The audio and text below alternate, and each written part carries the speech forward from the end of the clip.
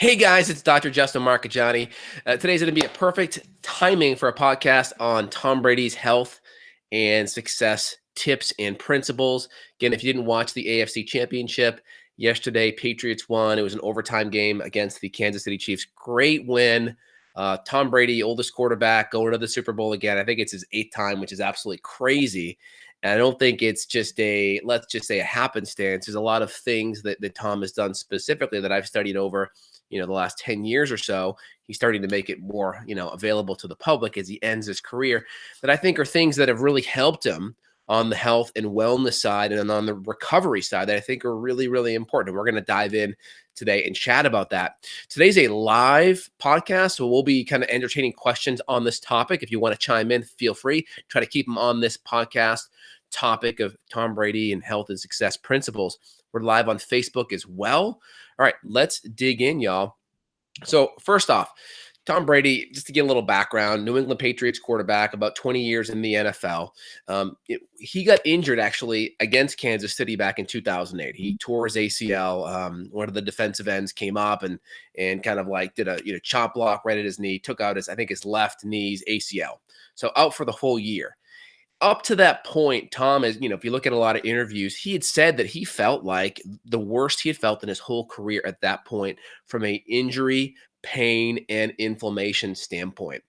That was kind of the turning point. It just happens to be against the Kansas City Chiefs, where Tom kind of looked and reevaluated his diet, his lifestyle, how he was training, the people that he was bringing on board in his health team to help support him.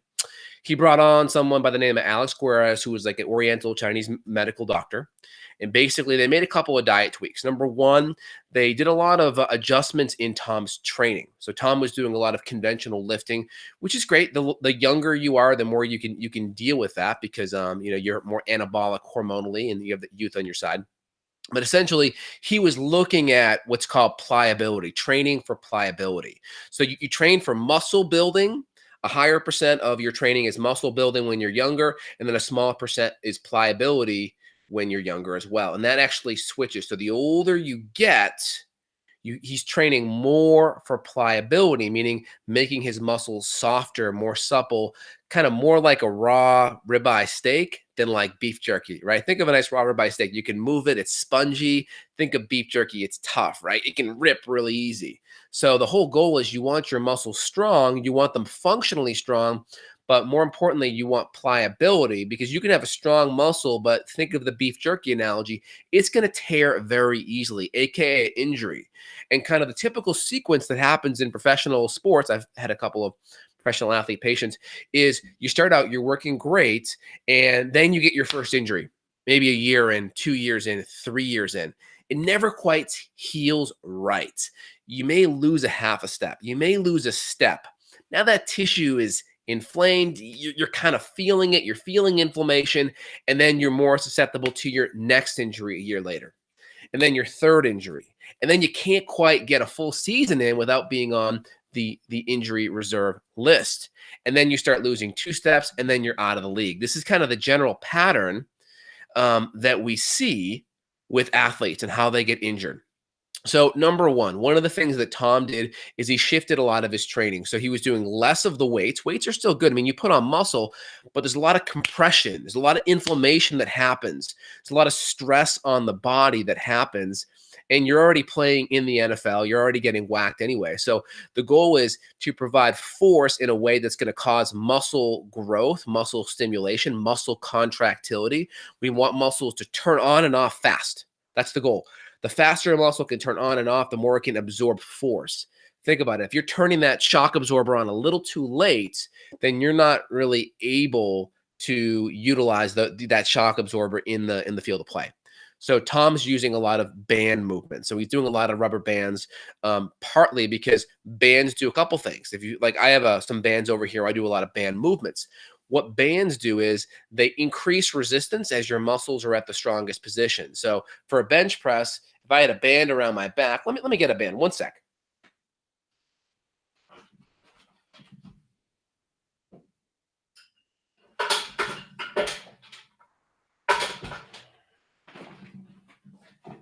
So here's a band right here. So if I get this band, right, and I wrap it around my back and I do bench press, which I will do this throughout the day.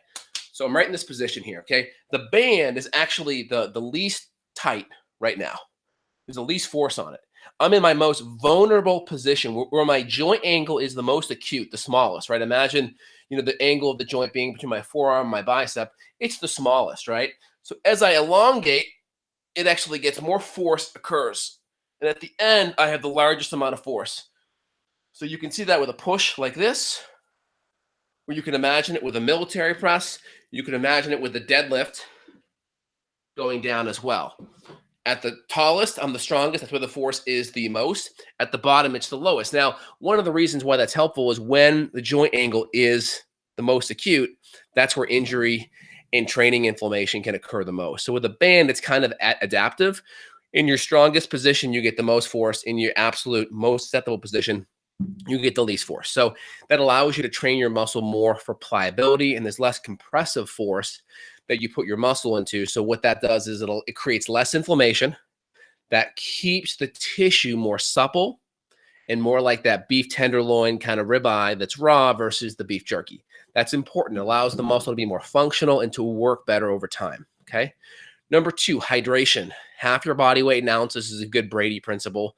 Not to mention adding additional electrolytes to your water. So one of the things that we add in with patients is we're adding a lot of like Redmond's real salt, or high quality Himalayan sea salt, which is really good. We may even add an extra potassium and magnesium because electrolytes are very important so your nerves work well, right?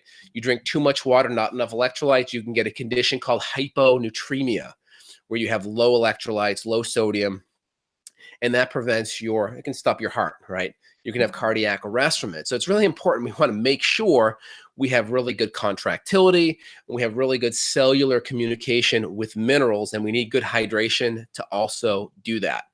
So training, hydration. Number 3, also anti-inflammatory diet. Now, here's the thing. It's really interesting. If you study Tom Brady's diet, there's a lot of people out there that have kind of misnomer Tom as like a vegan. If you look at this, and part of this is because one of his major chefs seemed to be a vegan chef. But if you really dive into Tom's TB12 method, or you look at some of the articles, he has this vegan chef that does a lot of his recipes, but he eats about 20 to 25% meat. Now, all organic. He has red meats, grass-fed organic, right? He does lots of poultry, lots of fish, lots of chicken, lots of good high-quality protein, 20 to 25%. Tom also does some amino acid protein powders too. He does a high-quality grass-fed whey protein as well. So he's doing some amino acids. He's doing extra amino acids. I'm not sure if I start in his book, but I've seen it in his locker before. I've seen pictures. He seems like he does do creatine as well, which is really important for the mitochondria. He does do extra amino acids in the form of whey protein. He does do high quality, multi-nutrients, B, C, all of your chelated minerals. And then in particular, 20 to 25% animal protein. Now, one thing Tom also does is he kind of is on a hybrid paleo autoimmune diet. He avoids the nightshades like crazy. These are the tomatoes, the potatoes, the eggplants, and peppers. This is the TPEP for short. Why is this important? Well, nightshades have a compound called alpha solanines in them, and they can be a little bit more irritating to the joints. Now, not everyone reacts this way, so you may or may not benefit by cutting nightshades out. In Tom's situation, his joints feel better. He's less inflamed when he doesn't have the nightshades in there. So again, if you're an athlete and you're using your joints a lot and using your muscles a lot, nightshades may be a thing to cut out. Tom also has a lot of nuts and seeds, which on an autoimmune template typically wouldn't be allowed. That's why I'm calling it a hybrid, not quite a full autoimmune template. He's also having some butter, from what I understand. He does not do any cow's milk from what I get. He has a lot of nut milks, coconuts, almond milk, those type of things. Lots of good healthy fats, fish oil, coconuts, lots of healthy meats. And he typically does not do a lot of fruits and carbs, surprisingly. Now, that may change because he talks in the book eating more seasonally. So that means he may be eating more starchy tubers in the wintertime when it's colder, and he may be eating more fruit in the spring and the summer when that's more in season, because he really talks about eating a lot of whole foods seasonally and adjusting his carb intake based on the season. So I've seen a lot of data on that as well. And that's probably being applied as well. So I wouldn't be surprised in like the Kansas game where it was really cold yesterday. I wouldn't be surprised if he's having some sweet potatoes or some really good, healthy, starchy tubers. Just the FYI. So we hit the diet component, we hit the hydration component, we hit the exercise component. A couple things that Tom also does is sleep. He's getting 9 to 10 hours of sleep per night, which is really, really important. Sleep is going to tap into your growth hormone levels. 10 p.m. to 2 a.m., we're going to be maximizing growth hormone. Super important. Number two is we are also going to be really getting testosterone, getting a lot of our good anabolic hormones improved as we get good night's sleep. So he's 9 to 10 hours a night. He also adds some infrared sleepwear, which is really interesting. That's supposedly designed to reflect a lot of this body energy back inside to stimulate healing. That's another component that is happening there as well on the healing side. So he's maximizing sleep, and he's also maximizing some of this infrared sleepwear to really help improve healing on that side of the fence. And then if you go look at a couple other things, it's not really published well. If you go look back to Tom's days playing at University of Michigan in the late 90s, um, it seemed like he was about to quit football at one point, and he saw a sports psychologist. So there's some other things that Tom is doing on the mental, emotional side. I think he does a lot of visualization, potentially a lot of NLP, a lot of visualization rehearsal, where he puts himself in positions to visualize, hey, I got the ball. There's 2 minutes left. It's the last drive. And I think that's really important because one of the things Tom has, made himself known for is being a clutch quarterback in tight situations. And how many times do you really have the ability to be in a tough situation where you have the ball and you're driving down the field to make that last minute win? Not too many times in a season, right? But if you can go in your head and visualize that success, you can do it multiple times or at least every day, right? So what does that mean? I think people can take the idea of visualization and incorporate it with their health, with their life, with their work, with their family, and they can visualize for 5 or 10 minutes a day on what it is they want to be, do, or have in their life, and they can visualize it like it's done. I think it's important when you really kind of fire off neural circuitry, and that neural circuitry is really important because the more it fires in that way to come up with those thoughts and those images in your head, the more likely those circuits will fire in real life as it's achieved, because it's like walking a path. The more you walk a path in the woods, the more that path is clear the next time, and it's clear the next time. And then you can see it's 100% clear. It's effortless to walk because you have all this resistance of dead brush around you, and then you have this clear dirt path that makes it really easy that this is the way you need to walk. And that's how your brain works, and it's very important. So doing lots of visualization techniques, I think, are very important. You can do various role reversals or techniques like NLP, where you really go into things and you almost step back, like you see your life on a screen and you're sitting in the theater watching yourself. So it's not like you're actually in it living it. You're actually sitting back in the stands and you're watching yourself on screen. That's really important.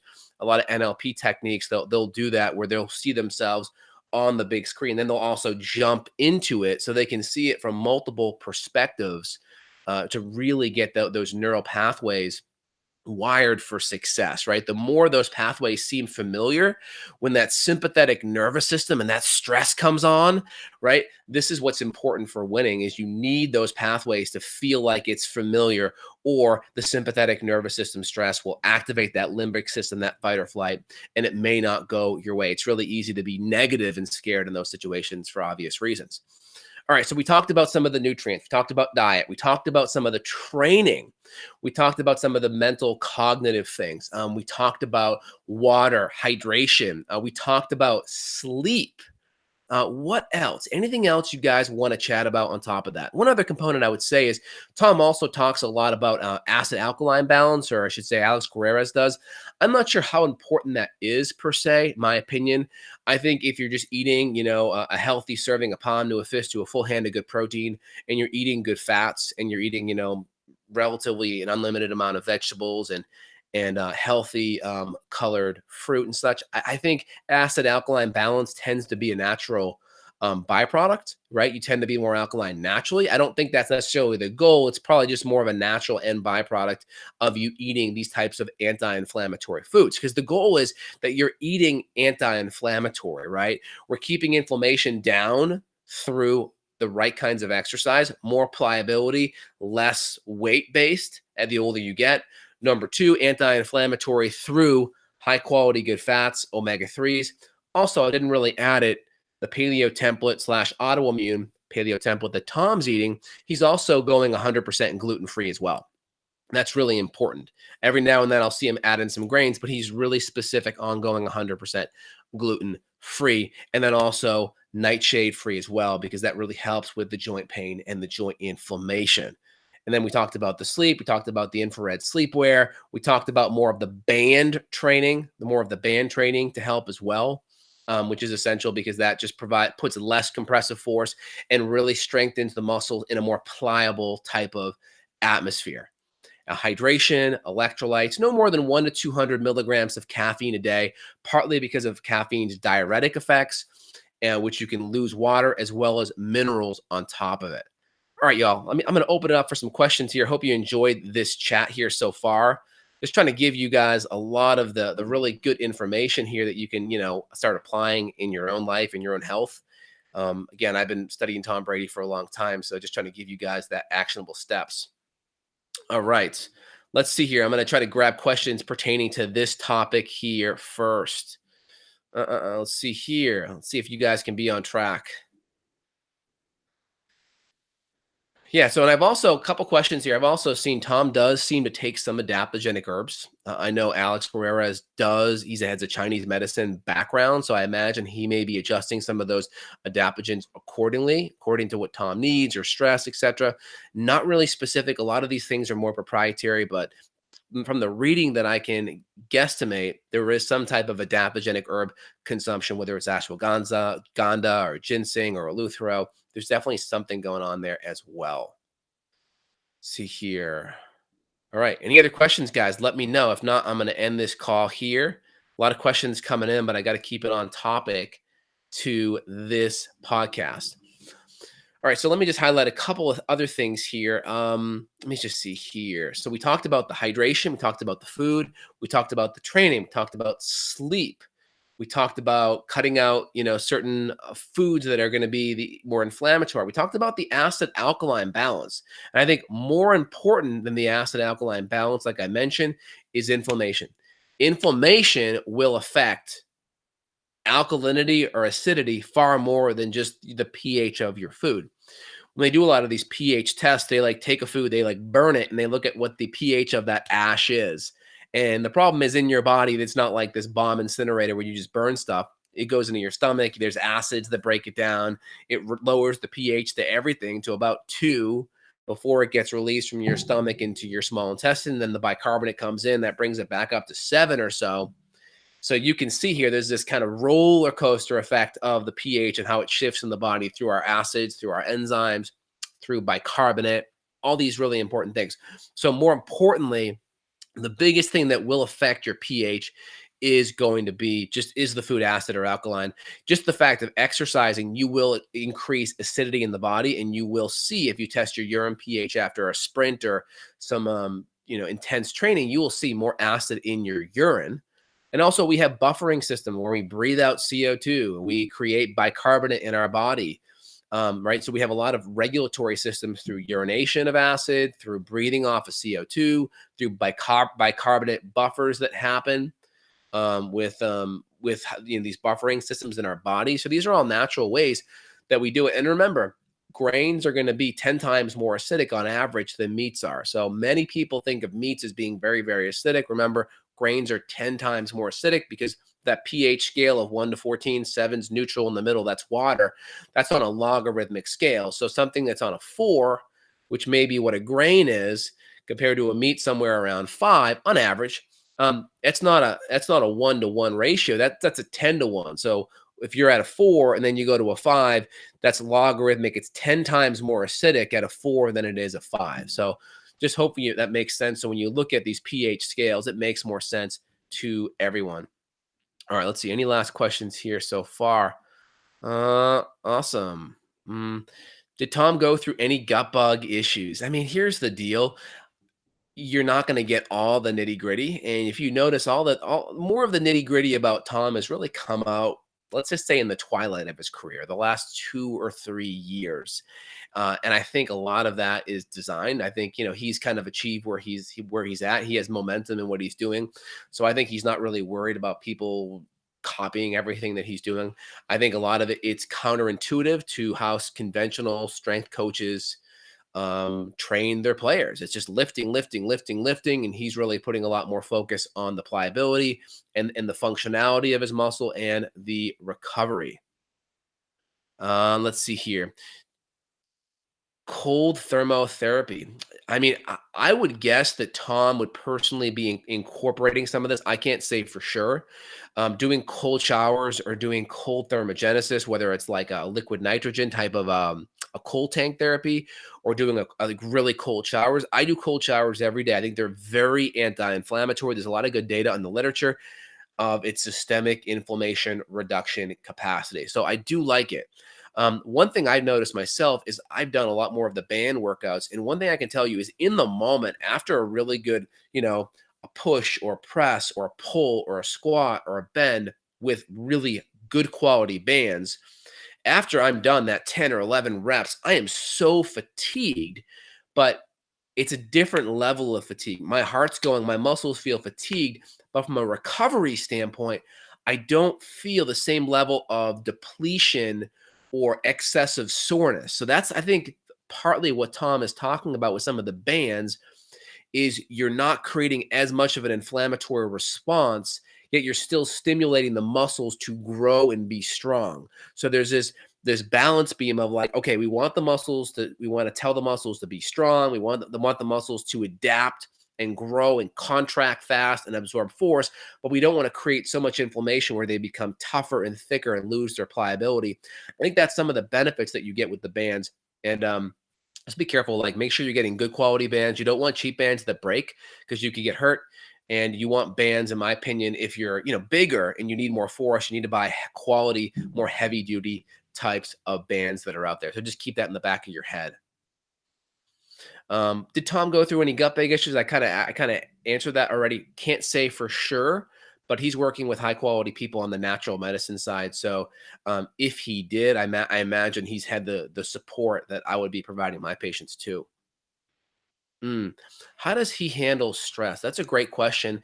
If you go back, like I mentioned earlier, he was seeing a psychologist in college, and more of like it seemed to be like and more of an NLP type of psychologist. So it sounds like he does a lot of visualization, and which is really important. If you just think about a lot of the self-talk that we have kind of behind our head, so to speak, most people would not be friends with their inner self-talk. If you just kind of write down every now and then you get negative and just write down or just think about some of the things that you tell yourself, most people wouldn't be friends with that person in their life. So I think really managing self-talk, and I think NLP can do a lot of really good things to help control that self-talk. There's also EFT, which can be helpful, EMDR, all these things that are really, really important. All right, y'all. Hope that's helpful for you. Again, this is really pertinent. We may kind of revisit this topic if Brady wins the Super Bowl in 2 weeks because it's pretty stunning to win that many victories. And also, it just to highlight the techniques on the natural medicine side because everyone wants to perform better with their kids. Everyone wants to be injury proof. They want to be functional in their muscles. They want to be able to play with their grandkids when they're 70 or 80 years old, just like they were in their 30s and 40s, right? Who doesn't want that? So even though this is something that a professional athlete does at the highest level, I'm just trying to like zoom out now, zoom out big picture. I want y'all to be able to take these principles so you can perform your best in your job, be injury proof, and then take it with your families and friends and just really have a super active, energized life and be bulletproof essentially. All right, y'all, it's Dr. J signing out. I'm so glad we had this chat today, and I'll be back later on this week. Take care. Make sure you subscribe, thumbs up, give me a share. Maybe we'll get this video out to Tom and he can give me a grade on it and see how I did. Maybe he'll give me some things that we can add, and maybe I'll even get him on a podcast. Who knows? That'd be pretty awesome. All right, y'all, thumbs up, share, hit the bell, subscribe. Take care. Bye.